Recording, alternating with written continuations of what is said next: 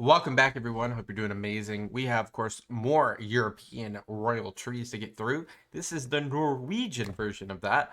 Of course, we're going to be working with useful charts.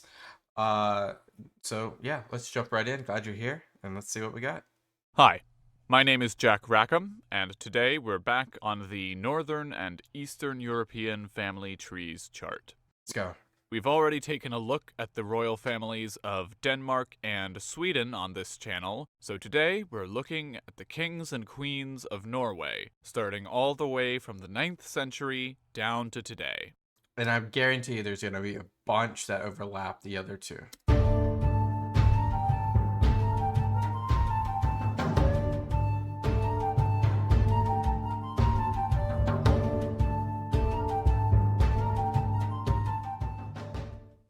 We begin with the legendary first king of Norway, Harald Fairhair. Bad hair. If you've seen the recent video about which figures from the Bible are historical, you'll remember that legendary means he was probably a real person who really did rule in Norway. But much of the things we read about him have probably been greatly exaggerated over the years, since most of our records come from the Icelandic sagas, written hundreds of years later, hundreds of miles away. The Icelandic sagas? Yeah, I guess so, since it's Norse. It kind of like connects the two. Think of it like how, if you're watching the show Vikings, there's a lot you can learn about all the different characters, but you can't take everything that happens in the show at face value. According to the Icelandic Great show, by the way. sagas, Harald was rejected by a princess who told him she would only marry him if he became king over all Norway. Harald then took a vow not only to become king of Norway, but not to cut or comb his hair until then, So he is the Norwegian Rapunzel? giving him the name Tanglehair. But 10 years later, after the Battle of Hafrsfjord, he united Norway into a single kingdom, married the princess, and now that he could comb his hair again, he took on the name Fairhair. In reality, while there are many details we don't know for certain, it's likely Harald was a king of one of the many petty kingdoms in Norway at That was like 20 of them. the time. Sort of like how Alfred the Great is an English folk hero and the ancestor of the first kings of England, but he was only the king of a much smaller kingdom called Wessex. Yeah. The Battle of Hafrsfjord was a real event that led to Harald expanding his influence over other kingdoms in the region, but the unification of Norway didn't happen overnight. Unification also wasn't a one-way street. After Harald's death, his kingdom was splintered between several of his sons and his earls. But about a lifetime later, there was a king named Olaf II. Okay. You can see Olaf. with these dotted lines here that he claimed descent from Harald Fairhair, but that claim is a bit, well, spotty. There are a few sagas describing him adventuring around the Baltic as a young man, but the important thing is that Olaf II is the one who united Norway for good. Okay, so Olaf II united Norway. Do we consider him the first then? Or is it King Harald Fairhair?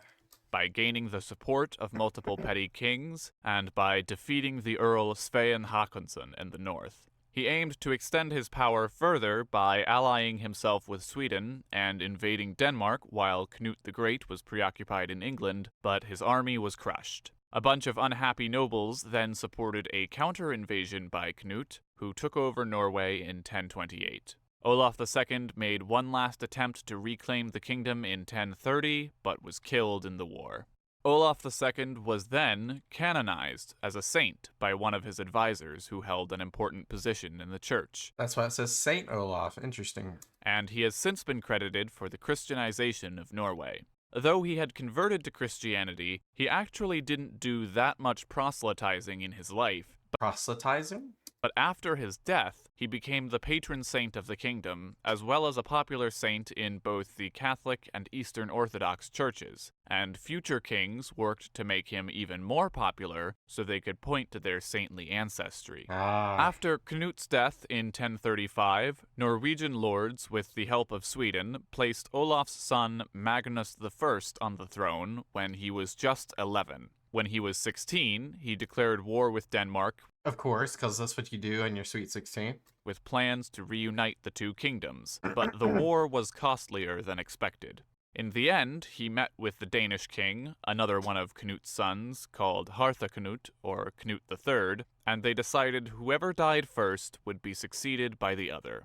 Only 2 years later, Harthacnut died suddenly at a wedding, the leading theory being that he died of a stroke brought on by excessive drinking. Magnus then attempted to completely recreate Knut's North Sea Empire by taking over England, but he never got the chance. His uncle Harald, who had been exiled in 1030 after fighting on behalf of Saint Olaf, had returned to Norway and threatened to work together with Knut's nephew in Denmark if Magnus didn't agree to share the Norwegian crown.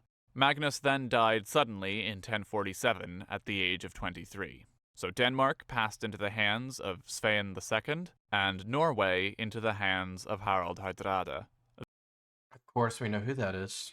That name might sound familiar, and we'll look at why in just a second. Like I mentioned earlier, Harald had been exiled from Norway, in which time he served in the army of the Kievan Rus under Yaroslav the Wise, and then in the Varangian Guard under Michael IV of the Eastern Roman Empire. Such a crazy, cool life. When he became king, he took his own shot at recreating the North Sea Empire, but after almost 20 years of claiming Denmark, he never was able to take control. So, he invaded England instead. You know, you can't get Denmark, you can get England. Landing up in the north. The year was 1066. He fought the English at the Battle of Stamford Bridge in September and lost, just 3 days before William the Conqueror landed in the south of England. Hardrada's invasion is often seen as an important factor in William's victory. 1000% sure. Without his invasion, Harald Hardrada, without his invasion, you would have, at the Battle of Hastings, let's just imagine that's where it would be, at the same place. Most likely would not be there, but if it was there again, you would have a much better opportunity for the English king to win. Much better opportunity. But William basically is fighting a force that had to force march all the way, because of course Hastings down here and then Battle of Stamford Bridge is way up here. That's a long march. Tired troops, and then William the Conqueror's fresh. They're fresh. The Battle of Hastings, and it just goes to show that timing is everything. Hardrada was killed. Really couldn't do anything about that, though, because you had an invading force of Vikings, basically.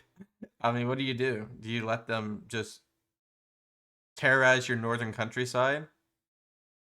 You could have split your armies and then weaken both and then try to finish them off, but I don't know. It's a difficult one. Stamford Bridge, marking the unofficial end of the Viking Age. But his son Olaf was able to return to Norway, where he quickly became king and swore off his father's aggressive foreign policy, entering into an extended period of peace. He negotiated with England and Denmark and faced invasion from neither, and also managed to put an end to his father's feud with certain members of the church. After Olaf III, his son Magnus III picked up a more aggressive outlook, this time projecting power across the Irish Sea. And then we have Sigurd I, known as Sigurd the Crusader. Sigurd was king along with his half-brothers Olaf and Øystein, and led Norway through a golden age. Wow. Since he was so well-traveled and versed in combat as a result of accompanying his father throughout the British Isles, he became the first European king to personally lead a crusade in 1107.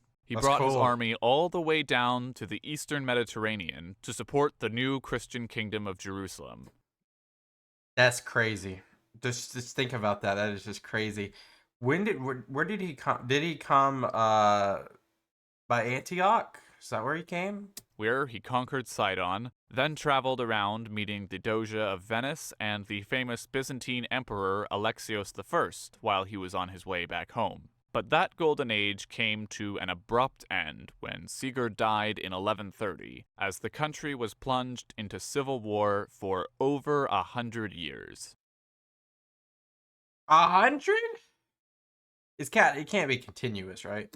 You see, Norway at the time did not have a clear law of succession. By default, It's always a succession crisis. It's always a succession crisis. all the king's sons, regardless of age, whether legitimate or not, were considered to have an equal claim. Hence, Olaf III was originally a co-ruler with his half-brother, and Sigurd I was a co-ruler with his half-brothers. And surprisingly, this had worked out thus far. But all these gaps in the line represent illegitimate children, and those are just the ones who successfully claimed power at one point or another. So by the 12th century, there were a lot of possible kings, all competing for power, and eventually coalescing into two factions. Imagine England's Wars of the Roses, but nearly 4 times as long. Unsurprisingly, we won't be trying to untangle all of that today. Good. Because I don't know if I could do it. I don't know. But we'll touch briefly on the highlights. Just when the war seemed to be winding down with one party in power, a young man named Sverre came in from the Faroe Islands, claiming to be the son of a former king. Miraculously, he managed to drill the opposing party's ragtag soldiers into a fierce and professional army and created a huge navy, including the largest ship on the water at the time. And after a long campaign, he managed to take over the kingdom. But that's awesome. Like, that's crazy. 1 second. All right, I'm back. Let's keep going. And created a huge navy, including the largest ship on the water at the time. And after a long campaign... That is impressive, though. We gotta imagine, like, the largest ship on the water, the highest class ship, probably. Norway. He managed to take over the kingdom. But while he was a powerful general, he struggled to rule as king. He faced continued opposition from within Norway and got entangled in a power struggle with the church, resulting in his excommunication. Though he had support from England and Sweden, that didn't stop an army led by Norwegian nobles from rising up against him. Sverre was able to put down the rebellion, but died very shortly after, and the period of civil war continued until more than halfway through the rule of Håkon IV, which is saying something since he ruled Håkon the third, Håkon the fourth, Håkon the second. I don't know where the original Håkon is. Interesting name. Ruled for 46 years. But because Håkon spent so long emerging from civil war, he ended up with a powerful army and expanded Norway to its greatest territorial extent yet by taking over Greenland and Iceland. So they didn't have that already? Or was that Denmark's at the time? Interesting stuff, though. He also managed to make friends with most major European powers, even on both sides of conflict. He Christianized peoples pushed west by the Mongols, the Pope wanted to make him the Holy Roman Emperor, the French king wanted him to lead the French Crusader fleet, and he opened up Bergen to the Hanseatic League. The French Crusader fleet makes perfect sense given what we just learned about the Norwegian Navy. Other stuff's interesting. The only exception to this exceptional friendliness was towards Scotland and the British Isles, where he continued to push his power. Wow. His son, Magnus the Law... He was probably trying to take that line as he did Greenland and Iceland, right? Mender, like his name suggests, worked to make sure the new golden age started by his father wouldn't end like the last one. He wrote new codes for the entire kingdom, including a law on succession, making it very clear which of his sons would succeed him as king, and which would be given the title of a duke. He also introduced the idea that crime wasn't just an offense against individuals, but against the state and society as a whole, which is reflected in justice systems today with the distinction between civil and criminal courts. Very true. Very quickly, we have his sons. First, Eric II, who took up the old Norwegian tradition of trying to take over Denmark, along with Scotland, and who also fell out with the church, earning him the name priest-hater.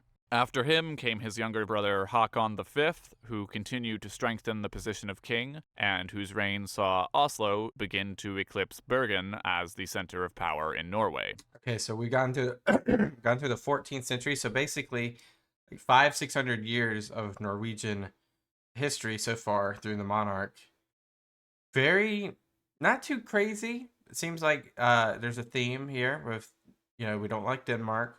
Church, England, Overall, very stable, I would say, for the most part, minus some details. Now it's like we're about to go into a union. And then Norway runs into the opposite problem it had all those years ago in the Civil War. This time, there aren't any sons to take the throne. Ah, But with clear rules in place, Haakon's grandson takes the throne. Incidentally, he was also the King of Sweden, but he was never very popular in Norway, so it was agreed that his son would rule independently in Norway when he came of age. But then things get complicated again. Haakon VI marries a princess of Denmark named Margaret. So when Haakon died, their son Olaf ruled over Denmark and Norway. But then he died, and Margaret became queen of both kingdoms. this is always interesting because, of course, this is Denmark history, Danish history, Norwegian history, and Swedish history, all in one with Queen Margaret. And they connect. It goes to their son, then it goes back.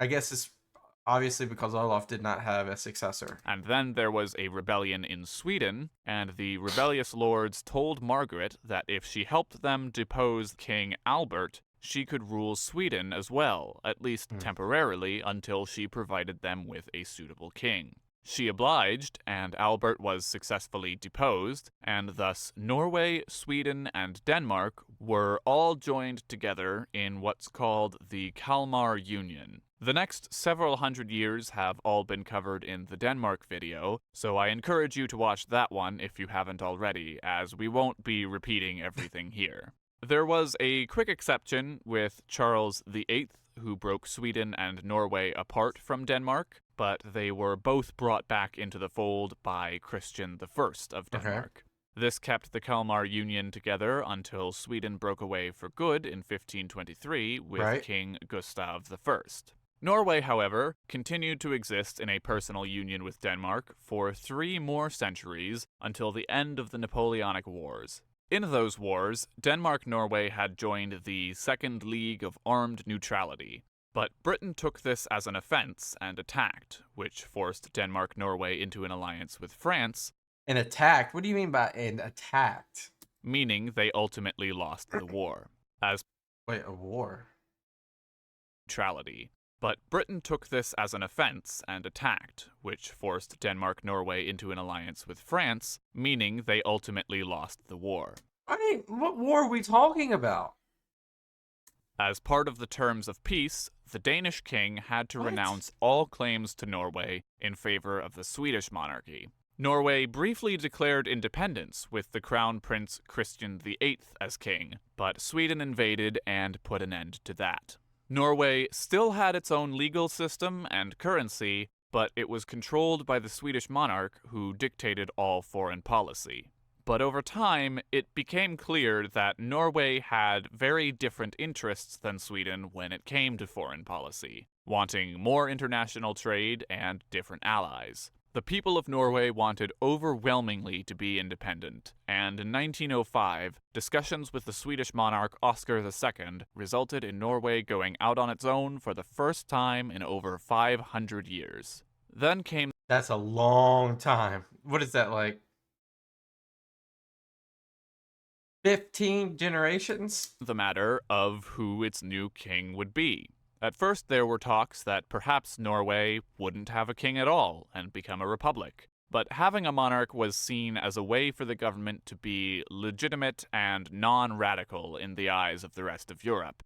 Okay, so it's about appeasing others. I got you. And to ensure a peaceful transition. There was an initial offer to make Oscar II's son, Prince Karl, the new king, but this was not only contentious in Parliament, Oscar himself declined the offer. Ultimately, they settled on the Danish Prince Karl. His mother had connections to the Swedish royal family, and his father had connections all the way back to the medieval Norwegian kings. He accepted the offer and assumed the throne as King Haakon VII. Haakon VII was really a modern... That's a long reign, actually. 52 years? ...ceremonial monarch. Technically, he was given executive authority, but he allowed the Norwegian government to exercise that authority on his behalf.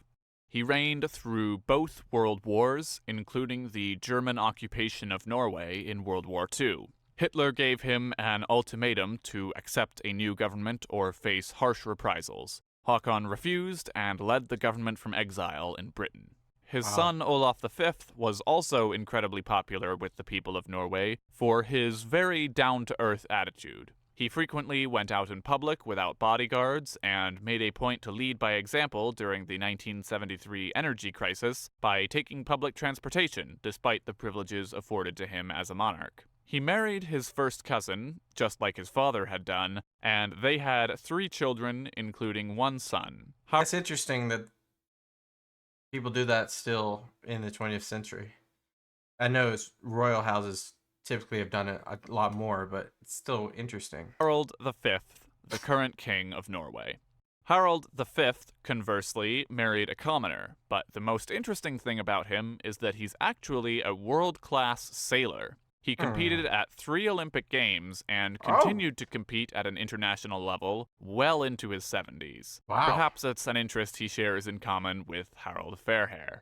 Yeah, I was about to say, they got some good roots there. He has 2 children, Crown Prince Håkon and the self-proclaimed clairvoyant Princess Marta, as well as 5 grandchildren.